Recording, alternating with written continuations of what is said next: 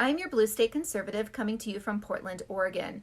In yesterday's video, I mentioned the drug law that passed on Tuesday concerning the state of Oregon and drugs being decriminalized. Now, those drugs include mushrooms, which honestly, it's like the least of my concerns, but heroin, cocaine, and meth. So those folks that are caught with these drugs, instead of going to jail or being charged as a criminal, they are going to be given the option to go to some type of drug facility or treatment center. I'm not going to go too far down that path. I've already shared with you that I did not vote for it, and I will leave it there.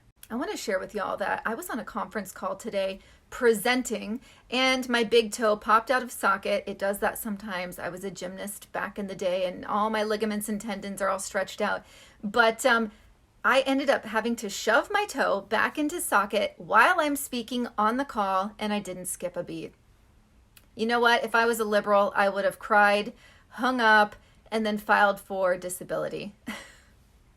Now, the crazy story that I was going to share with you concerning election night in Washington, D.C. was that two Proud Boys leaders were with Bevlyn Beatty. Now, that name may sound familiar to you because she is one of the two black women that was videoed spreading black paint all over the yellow Black Lives Matter mural in New York City. They were together at a bar in Washington, D.C. for election night, and when they left, they were jumped by BLM terrorists.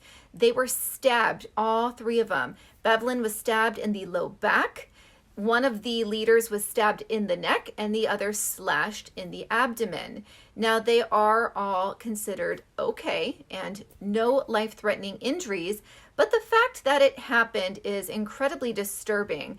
The other thing is, Black Lives Matter terrorists, they're attacking a black woman, a Hispanic man. I don't know the ethnicity of the third individual, but I don't need to remind you all, BLM is not actually about black lives.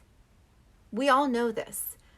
And this type of incident just really hits it home. A riot was declared last night in Portland, Oregon. Not a big surprise, right?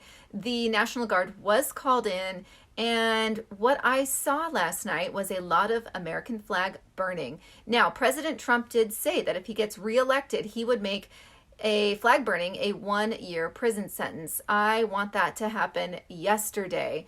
It is an absolute disgrace for everybody in this country, with a heavy emphasis on our vets and active duty. Disgusting. Portland, Oregon is not going to calm. It's going to continue on despite the outcome. They don't even know what they're rioting and looting and being pieces of shit for. They're just doing it because they were told by GS. So moving on to another city that I find absolutely disgraceful right now is Denver, Colorado. And you guys, I visit a new state every year. I've hit 33 now. Denver, or Colorado, excuse me, is next on my list, and I'm scratching that shit off. I am not going to any blue state. I'm only supporting red right now.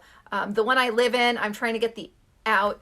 So, yeah, very disappointed in Denver. They had what looked like hundreds of Antifa people marching down the street, death to America, no borders, no walls, just a complete disgrace.